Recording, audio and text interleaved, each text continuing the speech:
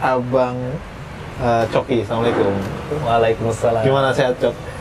Baik, alhamdulillah. Udah ketemu berapa kali ya? Udah sebenarnya baru 2 kali, Baru 2 kali, cuma terasa kayak dekat gitu. dekat banget ya, Iya, maksudnya. begitulah ya kalau saudara satu iman ya. Iya. Kedekatannya serasa satu darah gitu loh kalau ketemu. Masya Iya. Allah.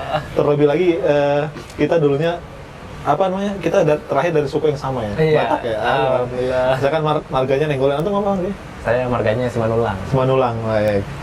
Gimana nih aktivitas apa aja yang antum lakuin sekarang ini? Kalau sekarang ya masih sibuk ya kerja. Kerja ya? Kerja aja ya? Iya, dan kadang-kadang nih ikut kegiatan beraktivitas dengan Yayasan Pembinaan Mu'alaf At-Tauhid Oh, dengan iya, Kodoni. Sama Kodoni itu Iya, ya? ada Kodoni dan kawan-kawan ya? Iya, dan kawan-kawan. Oh, jadi antum sekarang udah aktif ya di sama Kodoni, Iya, gitu ya? Iya, aktif ikut-ikut lah gitu. Jadi transfer ilmu juga tuh, kadang-kadang kalau kita dekat sama orang berilmu enak tuh. Iya. Biasanya kita dapat ilmu juga ya. Iya, begitu. Coki ini bukan Coki yang partner dia, bukan kan? Bukan. Oke. Coki Bukan. nama lengkap. Nama saya biografi itu sebenarnya. aslinya. Iya. Nama saya Reynald Octavianus Simanulang. Ya. Sebenarnya saya juga punya nama baptis yaitu Andreas. Itu Andreas salah satu murid Yesus yang pertama-tama. Woi. Iya. Itu nama saya ya. Oke. Iya. Keluarga berapa bersaudara antum? Oh, kalau keluarga ya, saya anak pertama dari 3 bersaudara. Saya anak pertama, kedua adik saya dua-duanya laki-laki. Alhamdulillah kedua orang tua saya juga masih ada sampai sekarang. Alhamdulillah. Tapi belum masuk Islam ya? Belum ya? Insyaallah. Tapi mudah-mudahan ya Allah. Mudah-mudahan, amin. Karena saya ngeliat nih perjuangan antum itu luar biasa nih, ikut kajian gitu ya. Dan ya saya rasa mudah-mudahan sih asbab hidayah dari antum ya. Insyaallah, amin. Aktif di agama Kristen apa kalau gue tahu? Kalau saya dulu ya saya dibesarkan secara Katolik oleh keluarga saya. Mama dan papa beragama Katolik. Ya meskipun kalau papa Katolik dari lahir, tapi kalau mama kalau ibu saya itu dulunya HKBP. HKBP berarti sama nggak sih? Iya, Protestan, Kristen Protestan. Lalu setelahnya ikut sama papa jadi Katolik. Ya kami bergereja di gereja Katolik. Saya dibesarkan secara Katolik ya. Saya bersekolah di sekolah Katolik dari TK sampai SMP gitu, dan saya disekolahkan juga di sekolah minggu di gereja. Ya kami bergereja seperti biasa setiap minggu. Kami memang ya bukannya sombong atau apa, memang di keluarga saya memang keluarga yang cukup religius dan aktif di gereja. Ya. Taat ya, kalau dalam bahasa agama Islamnya taat. Ya, taat lah seperti itu. Dalam kekristenan Katolikan itu lah. Oke, baik. Ada 2 pertanyaan nih, Le Coki ya. Batak ya. Masya Allah. Ini Lay saya ini. Masya Allah. Alhamdulillah saya dipertemukan dengan Lay ini. Oke, Masya Allah. Ada 2 pertanyaan tentang kisah hijrah antum. Sebelumnya saya pengen aja pertanyaan pertama itu kenapa memilih Islam. Tapi sebelum itu, alasan antum kan udah aktif nih sama agama yang dulu ya. Alasannya kenapa ninggalin Tuhan Yesus ataupun kekristenan gitu, padahal aktif tuh. Saya aktif, dan kenapa saya meninggalkan? Iya. Saya tidak pernah meninggalkan, sekali lagi ya, saya tidak pernah meninggalkan Yesus Kristus. Tidak pernah, dan saya bersumpah demi Allah, wallahi saya sampai mati saya tidak akan meninggalkan Yesus Kristus. Karena kalau saya meninggalkan Yesus Kristus, saya bukan Muslim. Iya, betul. Kita kan beriman ya sama Yesus Kristus. Saya beriman, justru kita sebagai Muslim itu cintanya itu lebih lebih dibuktikan gitu kepada Yesus Kristus gitu loh. Dan lebih lebih proporsional, emang proporsional itu dalam keislaman. Kita mau mencintai semua nabi pada proporsinya, dengan sesuai dengan apa yang diperintahkan kepada Tuhan ya. Kita harus mengikuti nabi ya kan sebagai teladan kita. Ya saya tidak meninggalkan Yesus sama sekali gitu ya. Dan kalau misalnya dibilang ini bilang meninggalkan, mungkin meninggalkan secara institusi atau secara dogma ya, dogma teologis, mungkin itu saya meninggalkan, saya berlepas diri dari itu karena mungkin berhubungan dengan yang tadi, saya dalam kenapa saya memilih Islam dan meninggalkan Katolikan secara khusus atau kekristenan secara umum, sebabnya adalah karena saya tidak sepakat atau tidak bisa menerima konsep ketuhanan di agama saya sebelumnya atau di kekatolikan. Tidak bisa. yaitu apa? Konsep Trinitas Ya, atau Tritunggal, ya. Hmm. Ya, yang mana memberitakan bahwa Allah itu satu, namun di dalamnya terdapat 3 oknum atau Allah ini hadir dalam 3 rupa. Seperti itu. Saya kurang berkenan ya. Kenapa? Karena seperti ini. Yang pertama, di dalam konsep itu ada yang namanya Allah Bapa, ya, Allah Bapa. Lalu Allah Bapa ini yang mereka katakan berfirman. Lalu firman itu menjadi manusia. Nah, manusia ini kan Yesus Kristus ya, Yesus Kristus. Dan manusia ini, Yesus Kristus ini berkarya dengan Roh Kudus. Nah, jadi ada 3 dan 3-tiganya saya nggak tahu kenapa nih 3-tiganya jadi Allah gitu loh. Dan saya ini yang bikin saya merasa gelisah, bingung gitu loh. Nah, awalnya memang karena dari SMP saya sudah memikirkan hal ini. Jadi bukan baru-baru ini, dari SMP. Iya. Dari SMP saya memikirkan konsep Tritunggal atau konsep Trinitas ini membingungkan bagi saya. Kenapa? Karena mungkin ya di SMP dulu ini hanya sesederhana seperti ini. Konsep Tritunggal, bila konsep Tritunggal adalah kebenaran, bagaimana mungkin? Yang saya tahu Tuhan itu Esa, Tuhan itu Esa, ya kan? Tapi kenapa harus dibagi 3 gitu? Dan lagi-lagi teolog atau guru saya atau pengajar saya bilang, walaupun hadir dalam 3, tapi mereka tetap satu. Yang saya bingung, kalau udah satu dari awal, lalu kenapa dibagi jadi 3? Lalu setelah itu kenapa dibilang satu lagi? Gitu. Itu sih saya bingung. Saya bingung di situ. Sederhana itu sih, sederhana itu. Dan yang kedua, kenapa? Saya punya Allah Bapa, Allah Bapa yang sepengetahuan saya atau yang saya mengerti dalam pengajaran guru saya, Allah Bapa itu Allah yang Maha Kuasa, pencipta langit dan bumi, yang Maha Tinggi, tidak kelihatan, Maha Besar, ya. Itu Tuhan juga, itu Tuhan. Tapi ada Yesus Kristus juga disebut sebagai Tuhan atau Allah. Yang saya pahami, ini ada 2 nih, ada 2. Allah Bapa dan Allah Putra. Ya, Allah Putra. Yesus Kristus, ya kan? Yang saya pahami, Yesus Kristus ini berasal dari Allah Bapa, otomatis dia lebih kecil dong. Nah, tapi kenapa dia jadi Tuhan juga? Nah, lalu pertanyaan selanjutnya adalah, kenapa saya harus menyembah, saya harus worship, saya harus berdoa kepada Tuhan yang lebih kecil, Tuhan yang tingkatnya lebih rendah daripada Bapa? Padahal ada Tuhan yang gede gitu, Tuhan yang besar. Kenapa saya masih harus berdoa atau menyembah kepada Tuhan yang kecil? Umpamanya kan itu SMP saya hanya sederhana itu sih. Kritis banget. Iya mas, hanya sederhana itu karena saya melihat ya namanya kalau misalnya di dalam sebuah organisasi atau perusahaan atau sekolah atau apapun institusinya, kalau misalnya saya lebih kan kita sebagai orang biasa mengertinya. Kalau kita mau mengadukan sesuatu lebih efektif ke direktur utama dong daripada ke atasan kita, ya kan? Tentu lebih efektif ke direktur utama. Ya terserah mau terlepas dari waktunya sibuk kayak direktur utamanya itu, tapi kan paling efektif ya ke dia, ya kan? Supaya lebih direct ya, lebih direct ya, langsung ya, lebih pas lah, komunikasinya lancar, jelas gitu loh, dan nggak ada, ya pokoknya jelas deh, langsung direct, one direction gitu. Ya itu hanya sederhana itu waktu SMP. SMP loh, SMP kalau zaman sekarang mikirnya tawuran ya, antum masya Allah. Ya kebetulan ya, emang saya di SMP yang SMP swasta Katolik gitu ya. SMP swasta Katolik.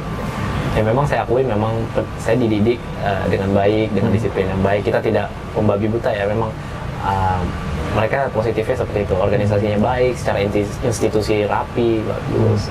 Saya dididik dengan baik ya, integritas yang baik. Namun ya hanya itu. Secara teologis saya ada kegelisahan saat SMP itu.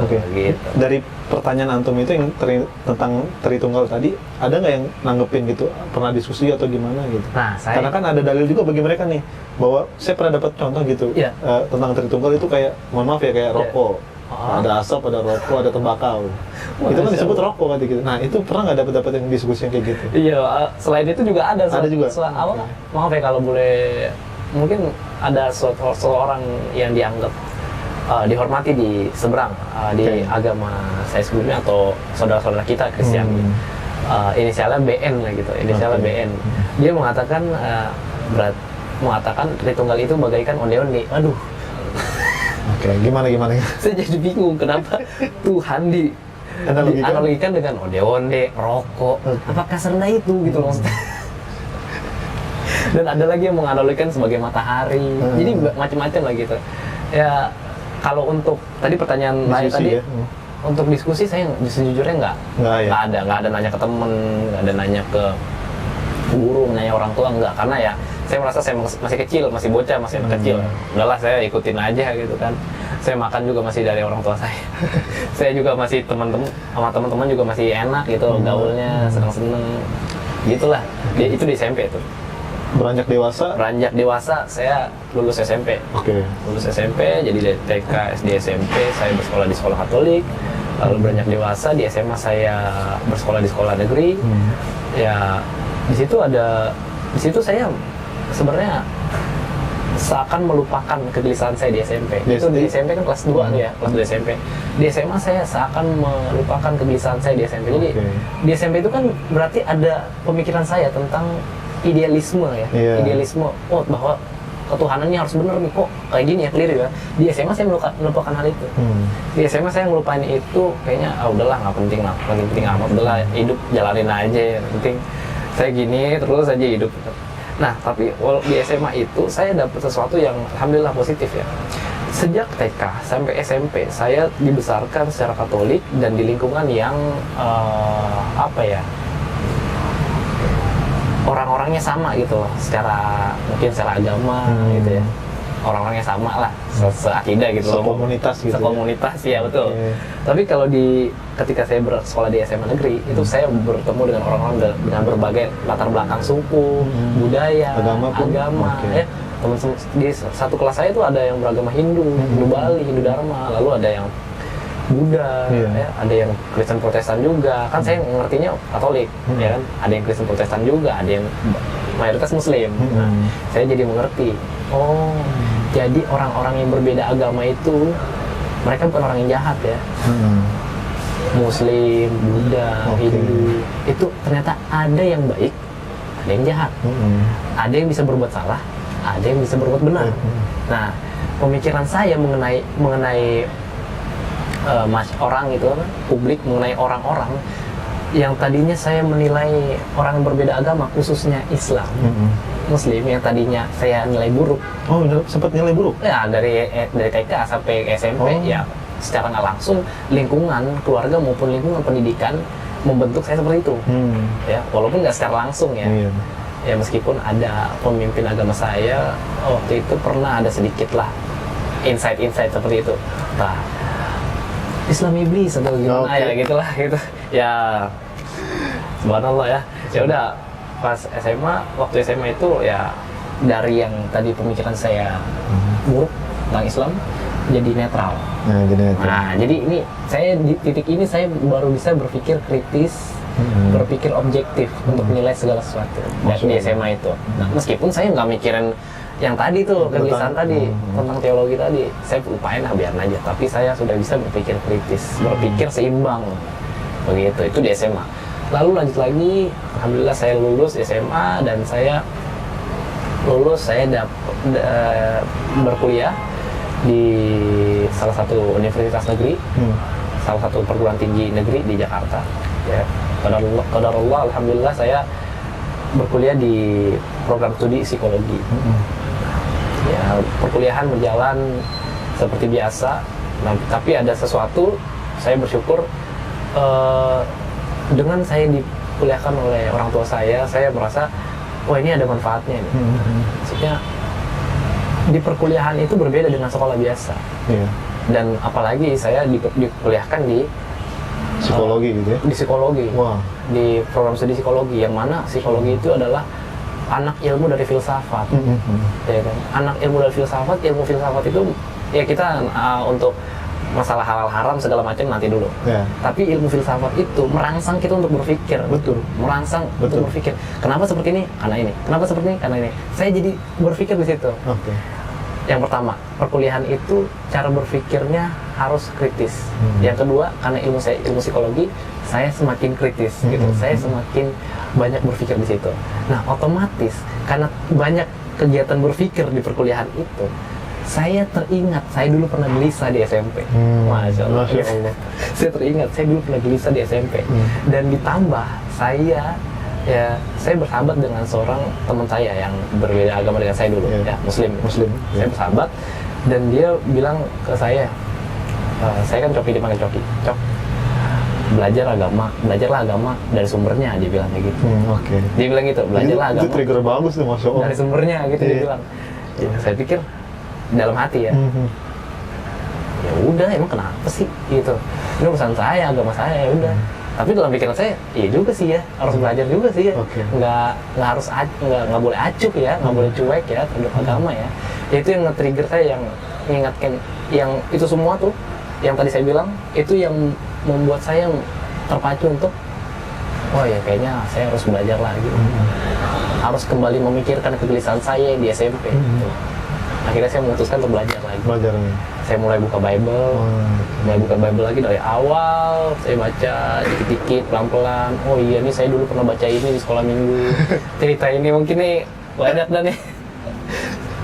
Sekolah minggu nih, di sekolah minggu dia nih. Bayar kolektor juga ya? Iya, bayar kolektor, rajin deh. Kingkong badannya besar. Happy ya, happy ye, wah loh. Kita itulah ya. Saya jadi ingat kembali, oh iya, saya udah lama nih nggak baca Bible, nggak baca Alkitab ya. Kisahnya begini-begini, oh iya bener. Namun ada yang nyangkut di pikiran saya ketika saya membaca ulang itu. Oh iya, tapi kenapa ya? Ketika saya semakin menjadi Katolik, semakin saya asing dengan isi Bible ini. Semakin kok tokoh-tokoh dalam Alkitab ini, dalam Bible ini kok nggak sesuai ya dengan apa yang saya jalani selama ini. Itu yang saya pikirin. Itu yang bikin kayak jangan-jangan ini ada hubungannya dengan kegelisahan saya dulu. Gitu. Oke. Ya, masuk nih. Ada kegelisahannya dengan ini. Itu semakin memperkuat saya, kayak memperkuat saya jadi kayak pengen semakin, oh nih harus serius nih, harus dipelajari serius nih. Nah, ya udah saya lanjutin buka Bible, buka Alkitab ulang lagi, dan saya juga cari sumber-sumber dari internet, dari YouTube gitu. Ya, dari literasi, dari artikel-artikel. Saya dengerin video-video pendeta-pendeta, ya, saya dengerin video-video apapun. Dan banyaklah sumbernya, bukan cuma dari pendeta juga, banyaklah. Nah, pada suatu waktu saya searching atau browsing di YouTube kan. Browsing di YouTube. Dan sebelumnya juga saya suka tiba-tiba ada kayak thumbnail video Zakir Naik. Dokter Zakir Naik. Ya saya iseng lah, apaan sih nih, kita buka. Oh iya. Materi-materinya itu benar materi-materi itu. Oh iya, jadi ternyata karena ini ya banyak yang dibahas lah mengenai keesaan Tuhan, tauhid ya, mengenai status Yesus itu sebenarnya siapa, penegasannya, terus Yesus harusnya disikapi sebagai apa, diimani sebagai apa. Oh iya bener juga sih, iya ada ayatnya sih, bener sih, cocok sih, bukan cocok logi ya, tapi emang begitu, nyatanya begitu. Oh iya. Tapi saya ngerasa nggak disambut. Dia bener. Dokter Zakir Naik itu benar dalam setiap pemaparannya. Tapi saya ngerasa cuma ditampar doang. Iya. Cuma kayak, salah lu. Lu salah. Jadi saya kayak, bener, tapi saya kurang nyaman di hati gitu. Kurang nyaman, aduh nih. Bener, tapi kurang nyaman aja gitu. Nah ya, saya teruskan lah pencarian itu, riset itu ya. Dan saya juga tiba-tiba di tengah pencarian di browsing di YouTube itu, saya ngeliat ada thumbnail. Ada suatu thumbnail, oh ya saya klik aja. Ada seseorang gitu lah. Ya. Beda lah ini, dari dalam negeri ini. Oke. Lokal. Masya Allah. Ya, kalau boleh sebut namanya Ustadz K. Ustadz K nama ya? Ustadz Agustinus Christopher K nama. Masya Allah itu. Saya nonton, materinya kurang lebih sama dengan Dr. Zakir Naik. Materinya kurang lebih sama. Nggak ada perbedaan yang signifikan gitu.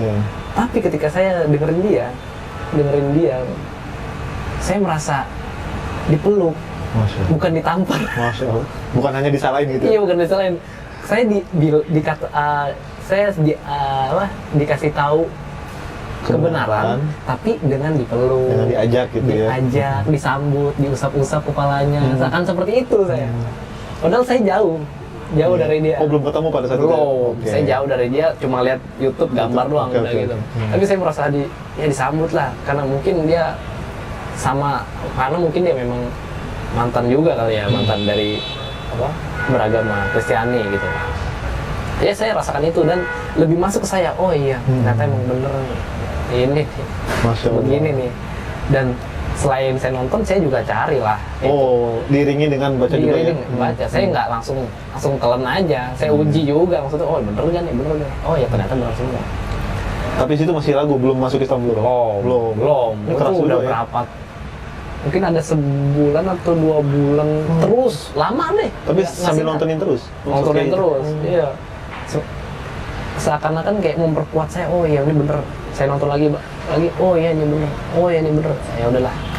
Saya pada akhirnya saya memutuskan untuk kayaknya saya harus ketemu nih sama Masya Allah. orang ini. Pengen ketemu Pengen gitu? ketemu, Oke. kayak ngefans gitu. Nah, Padahal ya belum seiman. Ngefans gitu. Oke, oke. Ya udahlah. Saya sampai cari-cari browsingnya. Kebetulan dia sering sebut-sebut Masjid Agung Sunda Kelapa. Iya. Jadi saya cari di webnya Masjid Agung Sunda Kelapa. Kapan ada jadwalnya dia sih? Ya udah saya cari, ternyata di hari Sabtu. Di hari Sabtu adanya. Nah di hari Sabtu adanya dan pada suatu hari di hari Kamis itu pulang kuliah saya rasa saya pengen survei dulu sebelum hari Sabtu saya mau datang. Survei dulu lah ke masjid karena kan saya sebagai seorang Katolik kayak kalau ke masjid tuh kayak aneh gitu ya kalau ke masjid. Apalagi nggak ada maksud apa-apa gitu, cuma Iya. pengen ketemu doang gitu. Iya. Meskipun saya punya kayak ada hasrat gitu, waduh pengen ketemu nih, tapi kayaknya aneh gitu seorang Katolik ke masjid gitu. Kan angkatan saya, ini kandang iblis gitu ya. Astagfirullah. Sebab kandang iblis nih, saya ngapain ke masjid kan? Tapi ya udahlah, saya udah amat lah.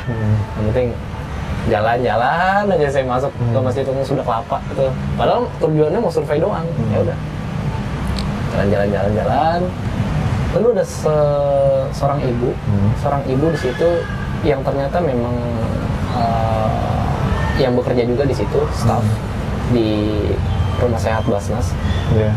Dan dia manggil salah satu office boy lah gitu. Oke. Manggil satu office boy dengan kamu, dia bilang gitu. Kamu dipanggil Ustadz K. Saya dengar dari jauh. Oke. Ada nama Ustadz K. Apakah dia ada di sini? Padahal kan yang saya tahu kan Ustadz K adanya di hari Sabtu kan. Iya. Tapi kok Ternyata dia ada. ini hari Kamis. Tapi kok ada nama dia di sini? Saya tanya ke ibu itu, Bu, di sini ada pakai nama? Saya bilang, di sini ada pakai nama. Mau syahadat ya gitu katanya. Mau syahadat ya gitu katanya. Oh enggak Bu, saya enggak. Enggak. Saya seorang Katolik dong. Oh, iya. Enggak. Masih keras lah ya, masih. Enggak. kokoh. Iya, walaupun saya udah terima sama itu ada. Islam ya sebenarnya. Iya. Oh enggak. Belum enggak. Enggak. Terus mau apa? Mau ketemu aja, mau ngobrol, boleh nggak gitu? Oh ya udah ikut saya. Ya udah saya dibawa ke lantai 4 rumah sehat Basnas. Itu memang tempat perkumpulan mualaf di Masjid Agung Sunda Kelapa. Ya udah saya dibawa ke atas. Lalu ada Ustazah Ibu Fatimah di situ. Fatimah ya. Ibu Fatimah di situ ketemu sama saya. Siapa nama kamu?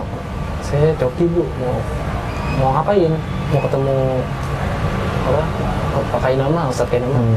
Ayo ditanya dulu ya, dia bersedia atau enggak gitu. Ayo ditanyain, ternyata bersedia. Alhamdulillah, ya udah. Oh iya, Bapak. Oh, bersedia, Bu, saya bilang gitu. Oh ya udah, bagus. Ngobrol berarti ini. Saya datang udah kayak pengen ketemu artis gitu. Ketemu selebriti. Datang saya langsung bilang, "Shalom." Ya, saya bilang gitu. Masih ke bawah. Masih ke bawah. Shalom. Terus Ustadz K jawab dengan gembiranya, wah shalom gitu dia. Ustadz K bilang, masya Allah, yaudah. Saya datang duduk berdua sama dia. Halo, ada kata Ustadz K, halo siapa nama kamu gitu. Iya sini silakan. Ada apa ini gitu.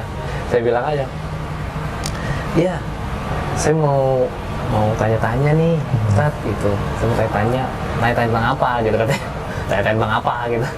Suaranya kan syiriah dia, Iya. Masya Allah. Tanya tentang apa gitu. Dia bilang, saya mau tanya-tanya, jelaskan kepada saya tentang Kristen. Terus dia bilang, lu gila lu mah lihat nih masjid, lu tanya tentang Kristen di sini. Dia bilang gitu. Dia bilang gitu, lu udah gila, ini masjid tanya tentang Kristen. Ya yang saya tahu Ustaz mengerti tentang Kristen gitu. Yang saya tahu Ustaz lebih ngerti gitu. Oh ya udah ya udah kita ngobrol lah gitu. Dan memang materi-materinya yang dia katakan, yang dia paparkan itu di YouTube sama ya persis. Ya kurang lebih sama, tapi ada feeling beda lah gitu. Iya, karena saya dekat gitu, lebih dekat. Ya. Saya mau nanya lebih banyak, gampang, cepet nanyanya, dan secara hubungan secara interpersonal bisa kebangun gitu loh, langsung deket gitu, enak banget dah. Ya udah, banyak ngobrol, ada 2 jam atau 3 jam gitu sampai sore, dari siang sampai sore. Ya udah, habis itu kebetulan memang ya sebenarnya itu mungkin qadarullah ya, sebenarnya jadwalnya Ustadz K itu hari Sabtu, bukan hari Kamis, tapi hari Kamis kebetulan, bukan kebetulan, qadarullah, dia memang ada acara di luar, tapi karena lewat Masjid Agung Sunda Kelapa, dia singgah dulu.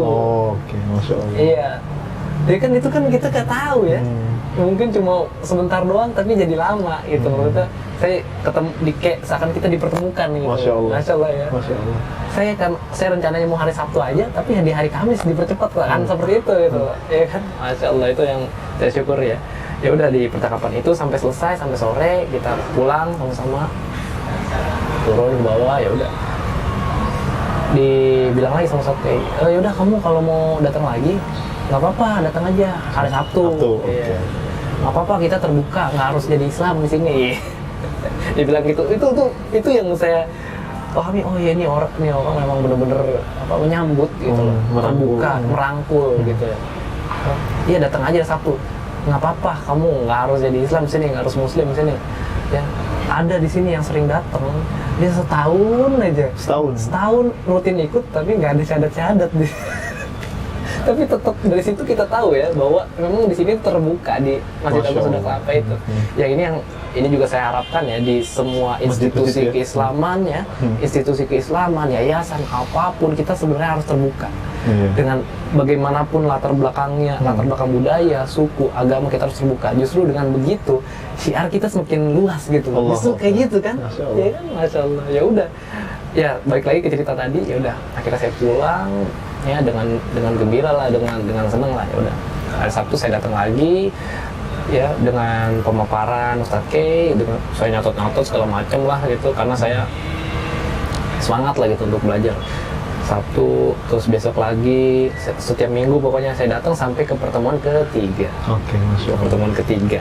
Nah, ini ceritanya unik juga nih. Pertemuan kedua saya selesai kajian udah biasa pulang aja. Di pertemuan ketiga lah itu, kira-kira kalau nggak salah 12 Oktober 2019. Masya Allah. Ya udah biasa, di situ memang rutin setiap minggu ada syahadat gitu, orang yang bersyahadat ya. Tapi ya udah ada, nggak apa-apa lah ya, udah sabar. Ini kadang-kadang nih suka mancing, udah nggak apa-apa. Ya memang setiap minggu alhamdulillah ya. Banyak yang syahadat ya. Syahadat di situ ada yang syahadat ya. Dan memang pada saat itu di hari itu memang di 12 Oktober 2019 itu memang ada yang syahadat, dan memang seperti biasa prosesi pensyahadatan oleh Ustadz K. Dan ada nyaksikan juga? Saya nyaksiin. Nggak ada getar-getaran gitu, nggak ada? Bukan getaran ya, getarannya kayak feel apa gitu?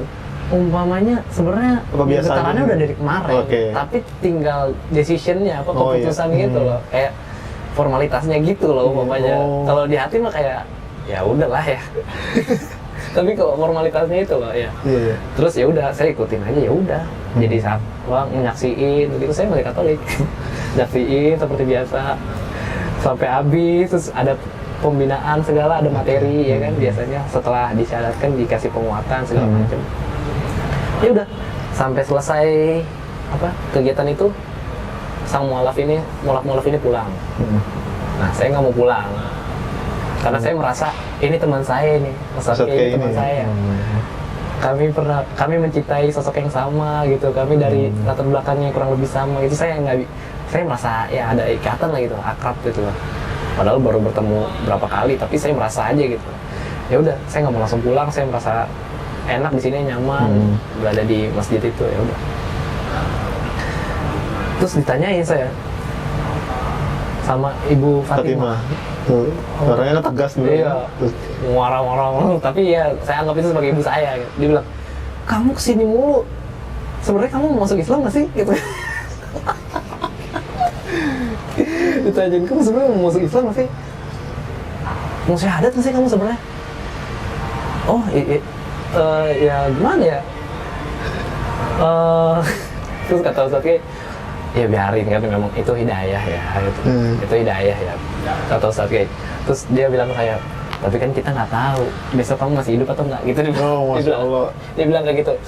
Ya saya sih biasa aja denger itu. Ya saya tahu sebelumnya, karena saya juga tahu masalah begitu, apa tentang kalau misalnya ya kita nggak tahu kita kapan mati, makanya kita harus mempercepat bertindak kebenaran gitu lah, mengambil kebenaran gitu, menyambut kebenaran. Ya udah, saya sih sebenarnya tahu aja, tapi saya biasa aja. Tapi saya iseng aja nanya ke Bu Fatimah sama Ustadz Kay, emang bisa sekarang? Saya bilang kayak gitu, emang bisa sekarang? Terus kata Ustadz Kay, ya bisa lah. dengan ciri khas nadanya itu yang Ya bisa lah. Masya Allah.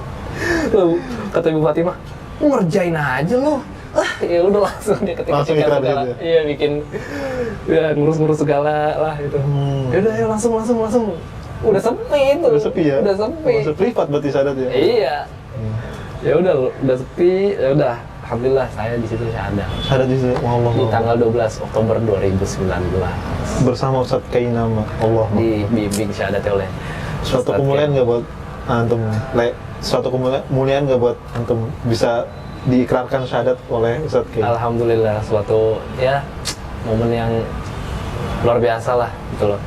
Dari beliau lah Wasilah pesan-pesan beliau lah ya, dari Allah wasilah beliau begitu ya. Kebenaran itu sampai kepada saya, dan dari dia juga yang membimbing saya gitu. Syahadat tuh luar biasa, Masya Allah. Masya Allah. Iya, sampai di situlah gitu. Akhirnya saya jadi seorang muslim. Masya Allah. Oke. Ustadz Kay barangkali nonton mau ngomong apa gitu? Kalau barangkali nonton gitu. Sebenarnya saya mau Ustadz Kay cair-cair aja. Saya juga suka WA ya, nanya-nanya segala macem, nanya kabar, nelfon juga, ya cair-cair aja. Karena kita juga terkonek dengan pendodi. Oh gitu ya. Karena kita satu circle lah gitu ya. Sebenarnya cair-cair aja kita itu. Tapi ya kalau nonton Ustadz Kay, ayo ketemu, elah. Sibuk mulu, laku banget Ustadz Kay, mana-mana sibuk. Nah itu aja. Tapi Allah Akbar ya, Masya Allah. Memang hidayah itu memang sungguh yang rahasia itu ya. Rahasia. Bahkan hatta seorang manusia pun nggak berhak gitu untuk mengorek-ngorek hidayah gitu. Pelajarannya yang bisa diambil adalah tadi kan ada orang yang setahun itu nggak ngapa-ngapain, dia masuk Kristen aja itu nggak sadar iya, gitu. Betul. Nah, jadi untuk muslim nih yang udah muslim gitu ya, harusnya disyukuri ya. Jangan sampai disia-siakan hidayah. Karena banyak orang yang mau dapat hidayah tapi mereka nggak ngebuka hatinya, karena hidayah kan prerogatif Allah gitu. Baik. Nah, berarti udah jadi seorang muslim ketika syahadat nih. Besok pasti kan pulang kan ya. Menjalankan kewajiban dong, Mas dong. Iya. Ya kan, sholat ya gitu. Terus kemudian khitan gitu. Kalau antum khitan ya? Kalau khitan sebenarnya saya udah ya? dari SMP. Oke. Dari SMP kelas 2 tuh. Ya kebetulan qadarullah yang ngadain itu gereja saya. Oh, gereja. Gereja ngadain sunatan massal ya untuk kesehatan gitu kesehatan ya. untuk untuk itu juga kegiatan sosial juga untuk orang-orang di sekitar gereja. Oh iya. Saudara-saudara muslim dulu. Masya Allah. Jadi kita massal di situ saya juga ikut. Oke, berarti udah khitan ya. Nah, ini kan sholat kemudian baca Quran itu kan perlu penyesuaian nih. Iya. Apalagi di antum yang baru menjadi seorang muslim. Penyesuaiannya gimana? Dari sholat dulu deh, ataupun dan kewajiban yang lainnya? Kalau sholat itu sebenarnya saya udah tahu ya, emang kewajibannya seperti itu. Tapi mungkin ya saya nggak langsung gitu loh, nggak langsung bener-bener 5 waktu gitu setiap hari. Ada prosesnya gitu. Iya, pasti ya. Penyesuaian. Entah saya ada bolongnya gitu, atau tertinggal gitu. Tapi saya tetap kalau misalnya di jalan nih, udah azan ya langsung aja lah. Langsung aja lah, ya ikut gitu. Karena saya kan juga dulu masih belajar, belum ngerti dong sholat. Ya, baru cuma ya yang baru dari ngeliat doang. Karena saya belum bisa sholat sendiri, makanya saya ngincer sholat berjamaah gitu. Iya, karena saya belum bisa sendiri, maka saya nargetin sholat berjamaah. Biar ikut ya. Biar ikut, biar latihan gitu. Masya Allah. Jadi ya sebatas itu. Ya kalau misalnya ya memang nggak langsung 5 waktu dulu gitu. Ya baru yang sebisa saya dulu gitu. Ya sampai saya akhirnya memutuskan untuk ya udahlah, kalau gini terus buat apa gitu ya. Saya gini loh, yang jadi penguat saya, nabi-nabi saya dulu di dalam literatur saya bahkan itu mereka beribadah dengan sujud. Nggak mungkin kan mereka nggak rajin gitu loh. Iya. Semulia mereka, ya orang pilihan Tuhan, gitu kan. Nggak mungkin kan mereka angot-angotan gitu kan. Nggak mungkin. Ya masa saya orang biasa kayak gini aja, gitu aja nggak mau. Ujian mereka masih lebih banyak kan, masih lebih susah. Ujian mereka sampai taruhannya nyawa lah segala macem ya, harta segala. Kalau saya mah baru gini doang, ya udahlah, paksain aja kek gitu dalam hati saya. Gitu doang, mau males mau enggak, mau males mau lagi pengen sholat, ya udah sholat, nggak ada alasan udah. Tapi saya paksain sampai pada akhirnya saya udah mulai terbiasa 5 waktu. Dan sampai ya rasanya jadi kayak habits gitu ya? Habit, kayak kebutuhan gitu loh. Aduh, kalau nggak sholat, selalu ingetnya gitu loh. Selalu ingetnya, Tuhan saya menciptakan para nabi untuk dicontoh. Nah, para nabi sholat semua gitu loh. Masa saya nggak mau nyontoh gitu loh. Durhaka banget saya sama Allah gitu loh. Ya udah, itu sih yang kalau jadi inget. Batokannya ya? Iya, aduh, ya udah langsung. Kalau males langsung gitu. Pokoknya gitu deh. Iya, penyesuaiannya kayak gitu. Ya pada akhirnya memang saya alhamdulillah sampai sekarang ya sholatnya 5 waktu. Allahu Akbar, Masya Allah. Dan ini kan mau puasa bentar lagi nih. Ini udah ke puasa keberapa nih berarti? Nah itu juga saya mau cerita. Oke, gimana? Puasa pertama tuh. Ya, tentu nggak langsung bener gitu ya. Sama juga anak baru gitu ya, puasa pertama. Orang tua belum tahu juga. Orang tua belum tahu ya itu ya? Iya, belum tahu. Berarti kalian masih merahasiakan itu ya? Iya, masih merahasiakan puasa pertama tuh. Ya udah, kadang sahur, kadang nggak sahur. Dengan habits yang dulu bangun jam 10 misalnya biasa. Ngerti banget kebiasaan. Bangun jam 10 ya kan, bangun jam 9, jam 12. Ya mau nggak mau saya harus ya sahur gitu. Kadang-kadang juga nggak sahur, tapi tetap saya puasa. Tetap full. Puasa. Enggak. Ya saya ya yang lucunya kadang-kadang saya ditanyain, kok nggak makan sih? Sama teman-teman? Orang tua. Di rumah kan. Oh, Masya Allah, oke. Waktu itu kayaknya lagi libur kuliah sebulan itu, lagi libur kuliah. Nah saya di rumah terus dong. Saya nggak makan sih. Saya bilang aja, udah makan tadi. Tapi lemes ngomongnya. Ya udah saya ngakalin nih gimana? Saya tidur aja itu terus. Pokoknya lucu deh, itu puasa lucu deh. Pertama tuh yang penting saya dalam hati saya, aduh ya udah yang penting coba dulu aja dah. Daripada nggak sama sekali, udah deh hancur-hancuran bolong-bolongan, yang penting paksa dulu aja, yang penting lakuin gitu. Itu pertama. Yang kedua udah mulai better, udah mulai lebih baik. Ya sahur seperti biasa ya.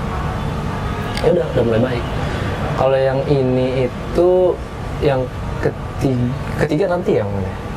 Ketiga ini bentar lagi. Tiga ya. Iya, ini persiapannya berarti. Insya Allah ya, semoga aja. Amin. Kita sampai sama Ramadan ya. Seminggu lagi nih maksudnya. Iya. Semoga aja kita bisa nikmatin Ramadan kali ini. Tapi udah ada persiapan berarti ya? Udah siap dari segi mental, udah siap? Udah siap, karena saya sudah belajar bilang juga sama orang tua. Oh, udah bilang, oh ya. Mungkin ada lebih lega gitu loh, untuk ngamalin segalanya gitu. Oke. Iya, tadi kan pas di sebelum kamera kan bilang ya, pas kita sebelum rekaman. Iya. Antum baru bilang baru-baru ini ke orang tua nih. Dari yang dulu merahasiakan tuh. Iya. Itu bilangnya gimana waktu? Saya penasaran ya. Responnya gimana? Cara ngomong antum ke ibu gimana? Baik, sebelum saya nyatain, saya tuh minta waktu sama orang tua. Itu udah agak lama sih, bulan lalu kayaknya. Minta waktu, jadi nggak langsung satu kali ketemu langsung saya bilang enggak. Saya minta waktu sama orang tua. Jadi kan sebelumnya saya juga udah banyak riset penelitian segala macam, belajar segala macam, dan saya catatkan itu gitu. Iya. Ya, saya buat catatan gitulah ya buatkan lah gitu. saya minta waktu ke orang tua saya mau bicara, mau ngobrol, tapi nggak langsung saya bilang saya ini muslim gitu. Saya mau jadi seorang muslim yang kafah gitu, yang benar, memeluk sebenar-benarnya, nggak langsung kayak gitu. Tapi saya pertama-tama saya bilang minta maaf dulu kalau misalnya saya kan dipanggil abang ya, kalau abang punya salah, terima kasih atas sudah membesarkan abang sampai detik ini gitu. Saya pokoknya ngomong kayak gitu deh. Sekarang abang, saya punya sesuatu kegelisahan atau ada sesuatu perbedaan nih gitu loh. Dari ada abang, saya bilangnya gini, abang jatuh cinta dengan Yesus, dan ini cinta ini begitu besar sekali itu. Orang tua kaget. Oh iya, ya udah nggak apa-apa, bagus gitu ya kan, bagus. Okay. Karena sebelumnya saya bilangnya kayak gini, sebenarnya abang jatuh cinta dengan seorang pria gitu. Pas mama saya kaget, wah homo aja. jatuh cinta dengan seorang pria gitu. Iya, namanya Yesus Kristus. Oh, okay. Langsung ibu bapak saya bilang, oh iya nggak apa-apa, ya, bagus nggak apa-apa. Masih iya. santai nih ya, masih Iya. santai nih. Saya bilang, iya Bang, tapi ada sesuatu yang ingin abang sampaikan. Karena itu sebelumnya saya tidak ingin merendahkan suatu institusi atau agama tertentu, tapi abang ingin mau menyampaikan pandangan abang dan iman abang terkait dengan ini, terkait dengan kecintaan abang terhadap Yesus ini, Yesus Kristus.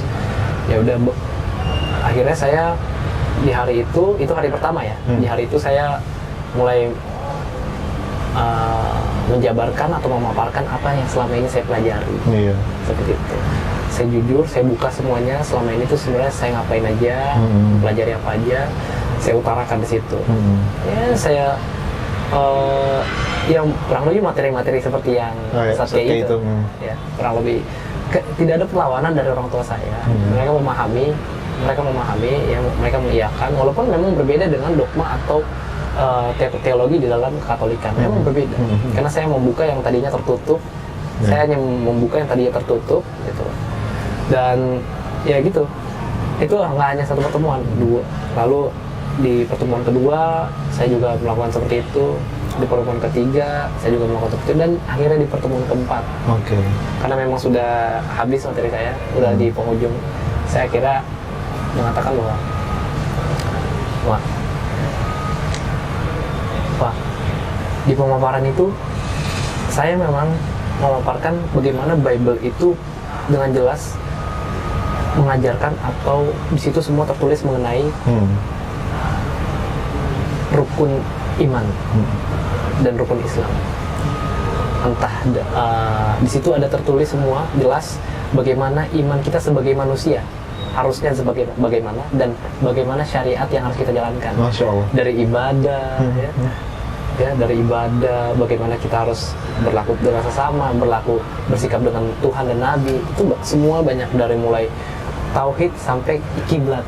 Masya Allah. Saya kejabarkan semua, dan mereka nggak ada merasa bersalah sama sekali. Dan pada akhirnya saya bilang, Mak, sebenarnya semua ini mata nabi-nabi ini, mata rantai ini semuanya, nabi ini mengajarkan hal yang sama tentang keesaan Allah, keesaan Tuhan Tuhan kita, dan ditutup oleh Nabi Muhammad Sallallahu Alaihi Wasallam.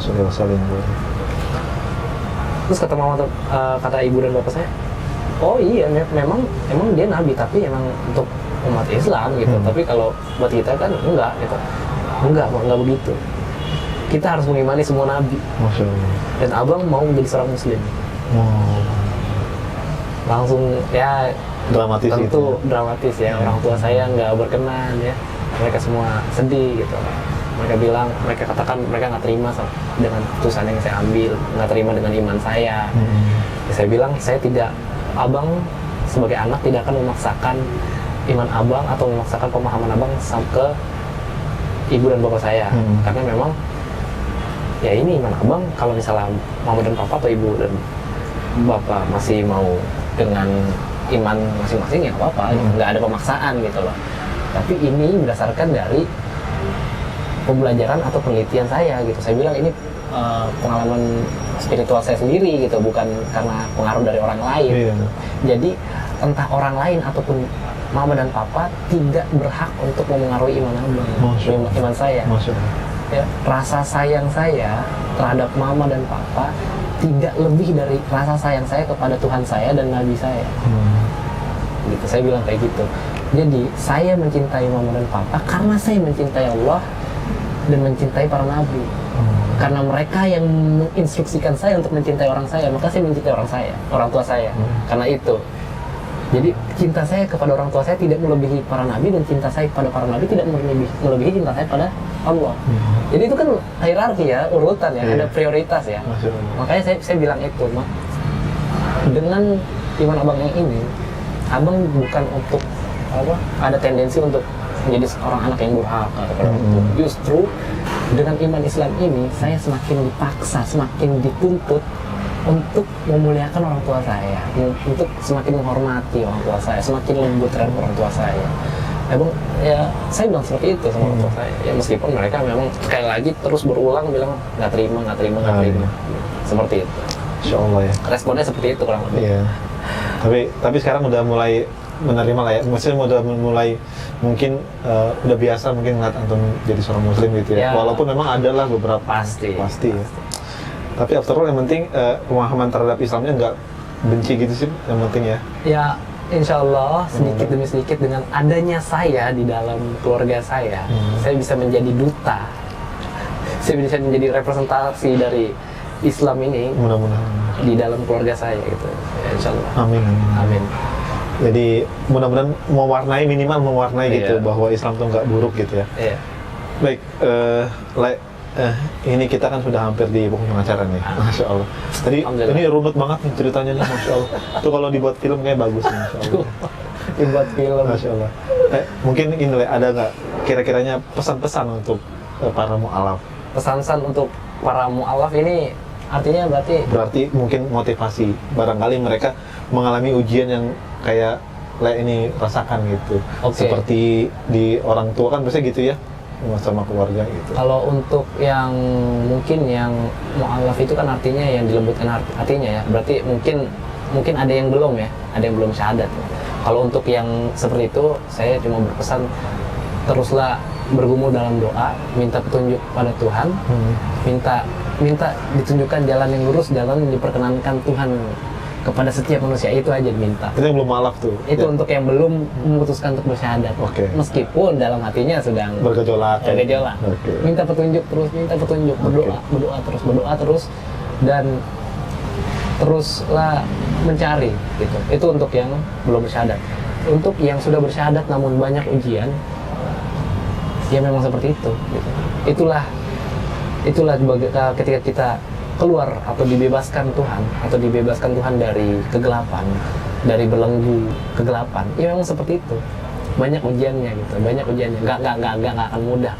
Ujian para nabi itu lebih sulit. Masya Allah. Bagaimanapun sulitnya ujian kita, bagaimanapun demi Allah, pasti ujian para nabi itu lebih sulit. Nggak ada yang gampang. Makanya udah, kalau buat saya, ketika kita sudah berislam, Islam itu untuk nikmatin aja, nikmatin aja apa ujian, ancaman, segala macem, ada syubhat, udah nikmatin aja. Yang penting kita terus Allah Rasul, udah terus saja, lurus saja. Nah itu untuk yang sudah bersyahadat. Mungkin untuk yang Muslim dari lahir ya. Oke, Muslim. silakan. Ya, untuk yang Muslim dari lahir, saya hanya berpesan untuk syukurilah nikmat yang memang secara cuma-cuma Allah berikan kepada kita semua. Untuk yang dari lahir sudah memang dibesarkan secara Islam. Syukurilah dan taatlah, berusaha untuk taat, berusaha untuk istiqomah. Bersyukurlah dengan cara ya berislamlah dengan kafah gitu. Jangan tanggung-tanggung jadi Muslim, jangan tanggung-tanggung ya. Islam itu bukan, mungkin ada yang berpikiran, wah Islam ini kok ngeribetin kita ya hidup. Enggak. Justru Islam ini membebaskan kita dari belenggu kegelapan, belenggu kebodohan, ya, belenggu kesulitan, ke kemudahan. Karena sesungguhnya Islam itu sebenarnya mudah. Ya. Justru ya udah nikmatin aja, itu aja sebenarnya simple. Nikmatilah Islam, bersyukurlah. Udah kalau untuk yang Muslim. Dan saya juga mau pesan ya kepada Muslim yang dalam yang berkecimpung atau fight di ranah lintas agama ataupun enggak, kita harus bersikap baik kepada saudara-saudara kita yang beragama lain, entah Katolik, Kristen, Buddha atau Hindu. Kita harus tetap bersikap baik terhadap mereka, ya, tetap lembut, entah dalam kegiatan muamalah atau dalam maksud untuk berdakwah seperti itu. Karena dengan begitu mereka jadi tahu, oh ternyata Islam itu indah ya, Islam itu begini ya, Islam itu enggak seperti yang tadi saya pikirkan tadi itu. Ternyata Islam itu bisa berbuat baik juga. Orang Islam ya, Muslim itu bisa berbuat baik juga bisa berbuat jahat, bisa salah juga bisa benar. Tapi Islamnya itu lurus, bener. Kalau Muslimnya itu mungkin bisa ada baik, salah, bener atau gimana itu bisa ya.